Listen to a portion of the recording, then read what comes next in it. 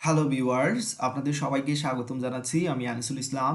আশা করি আপনারা সবাই অনেক অনেক ভালো আছেন। এই ভিডিও টিউটোরিয়ালে আমি আলোচনা করব রাজশাহী বোর্ড 2016 এবং দিনাজপুর বোর্ড 2016 এর কোয়েশ্চেন নিয়ে। আশা করি ভিডিওটি দেখার পর এই দুটো বোর্ডের কোয়েশ্চেন আপনারা খুব ইজিলি সলভ করতে পারবেন। তো প্রথমেই আমি আপনাদের দিনাজপুর বোর্ড 2016 এর কোয়েশ্চেনটা দেখাচ্ছি। প্রশ্নটা পড়ে নিচ্ছি। উচ্চ মাধ্যমিকের শিক্ষার্থীদের দুইটি গ্রুপে ভাগ করে কলেজের নিজস্ব ওয়েবসাইটের তৈরির জন্য বলা হলো। প্রথম গ্রুপ HTML, CSS ইত্যাদি ব্যবহার করে ওয়েবসাইটটি প্রস্তুত করে। দ্বিতীয় গ্রুপ CSS, MySQL, PHP ইত্যাদি ব্যবহার করে তাদের ওয়েবসাইট তৈরি করে। বিচারক মণ্ডলী দ্বিতীয় গ্রুপের ওয়েবসাইটটি কলেজের জন্য পছন্দ করেন। আইসিটি শিক্ষক কলেজের ওয়েবসাইটটির হোম পেজের মিনিস্ট্রি অফ এডুকেশন লেখাটির সাথে www.moedu.gov.bd ওয়েব অ্যাড্রেসটি যুক্ত করেন। ওকে, তো আমরা 3 এবং 4 এর দিকে একটু নজর দিব। উদ্দীপকের আইসিটি শিক্ষকের গৃহীত কার্যক্রমের সংশ্লিষ্ট কোড ব্যাখ্যা করতে হবে। তো আইসিটি কলেজ শিক্ষক কি করেছেন, ওয়েবসাইটের হোম পেজে মিনিস্ট্রি অফ এডুকেশন লেখাটির সাথে একটা লিঙ্ক অ্যাড করেছেন। তাহলে কি করতে হবে, এখানে হাইপার লিঙ্ক ব্যবহার করতে হবে। ডেফিনেটলি এই কাজটা আপনারা করতে পারবেন। সো এই কাজটা আমি করবো না। আপনারা জাস্ট বডি ট্যাগের মধ্যে কি করবেন, হাইপার লিঙ্ক ট্যাগ ইউজ করবেন এবং সেইখানে যেটা করতে হবে এইচটিটিপি দিয়ে www.moed.gov.bd এটা হাইপার টেক্সট রেফারেন্সের মধ্যে আপনারা ইনসার্ট করে দেবেন এবং দুইটা ট্যাগের মধ্যে, দুইটা হাইপারলিঙ্ক ট্যাগের মধ্যে ওপেনিং এ এবং ক্লোজিং এর মধ্যে মিনিস্ট্রি অফ এডুকেশন লিখে দিবেন। সো কীভাবে লিঙ্ক করতে হয় সেটা অনেকবার দেখেছি, তাই এই ভিডিও টিউটোরিয়াল আর দেখানোর প্রয়োজন মনে করতেছি না। রাইট, সো 3 নম্বর কোয়েশ্চেন তো এখানে সলভ করে নিলাম। 4 নম্বর কোয়েশ্চেনের দিকে মুভ করতেছি। বিচারকরা কোন যৌক্তিকতায় দ্বিতীয় গ্রুপের ওয়েবসাইটটি পছন্দ করেন, তো আমরা সেটা নিয়ে এবার ব্যাখ্যা করব। রাইট, সো প্রথম গ্রুপটি কি করেছিল, HTML CSS দ্বারা ওয়েবসাইট তৈরি করেছে। তো আমরা জানি HTML এবং CSS ব্যবহার করে স্ট্যাটিক ওয়েবসাইট তৈরি করা হয়। স্ট্যাটিক ওয়েবসাইট কোনগুলো, যেগুলো নিজে থেকে আপডেট হয় না। সাধারণত বিভিন্ন ধরনের ওয়েব ডেভেলপমেন্ট যে টুলগুলো বা ওয়েব অ্যাপ্লিকেশন টুল ব্যবহার করে এডিট করতে হয়। ওকে, বাট দ্বিতীয় গ্রুপ যে কাজটা করেছে, CSS, MySQL, PHP এগুলো ব্যবহার করে তারা ওয়েবসাইট তৈরি করেছে। দ্যাট মিনস দ্বিতীয় গ্রুপ ডায়নামিক ওয়েবসাইট তৈরি করেছে। আর ডায়নামিক ওয়েবসাইট মানে কি আমরা সেটা জানি, যে ওয়েবসাইটের তথ্য অটোমেটিক্যালি নিজে থেকে আপডেট হতে পারে। ওকে, সো সেগুলো কোনো এক্সট্রা ওয়েব অ্যাপ্লিকেশন টুল ব্যবহার করার কোনো প্রয়োজন হয় না, এডিট করার প্রয়োজন হয় না, নিজে থেকেই সেগুলো আপডেট হয় এবং সেগুলো অনেক ফাস্টার কাজ করে। রাইট, সো এই জন্যই বিচারকরা চিন্তা করেছেন যেহেতু নিজে থেকে আপডেট হয়ে যাবে, তাহলে এইখানে আপডেট করার প্রয়োজন হচ্ছে না, অন্য কোনো অ্যাপ্লিকেশন টুল ব্যবহার করতে হচ্ছে না, কারো হয়তো বা সাহায্য নিতে হচ্ছে না। সেক্ষেত্রে আমরা দ্বিতীয় ওয়েবসাইটটা ব্যবহার করব, অর্থাৎ ডায়নামিক ওয়েবসাইটটা ব্যবহার করব। ওকে, এছাড়াও হয়তো বা আরও কিছু কারণ আপনারা এখানে অ্যাড করে দিতে পারেন, বাট সিম্পলি যদি বলি, HTML CSS দ্বারা প্রথম গ্রুপ যেটা করেছে সেটা হচ্ছে স্ট্যাটিক ওয়েবসাইট এবং দ্বিতীয় গ্রুপ যেটা করেছে সেটা হচ্ছে ডায়নামিক ওয়েবসাইট।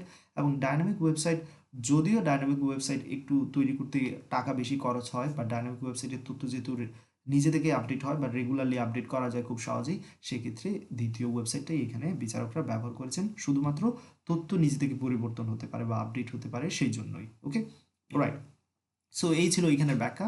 দিনাজপুর বোর্ড 2016 নিয়ে আমরা যথেষ্ট আলোচনা করেছি। এবার আমরা রাজশাহী বোর্ড 2016 নিয়ে আলোচনা করব। সো মুভ করতেছি পরবর্তী কোয়েশ্চেনে। রাইট, এখানে দেখতে পাচ্ছেন রাজশাহী বোর্ড 2016।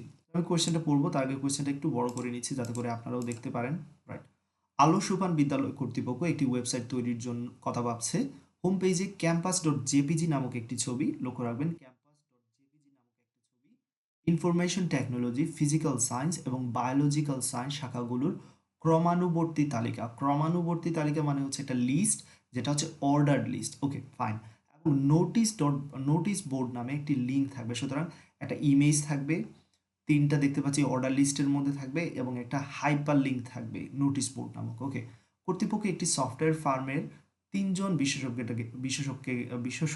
ডাকলেন। অ্যাকচুয়ালি সরি, অনেকখানি সময় নিয়ে নিয়েছি প্রোনাউন্সিয়েশনের জন্য।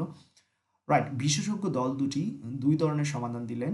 প্রথম পদ্ধতিতে খরচ কম কিন্তু নিয়মিত ডেটা আপডেট করতে সমস্যা হবে।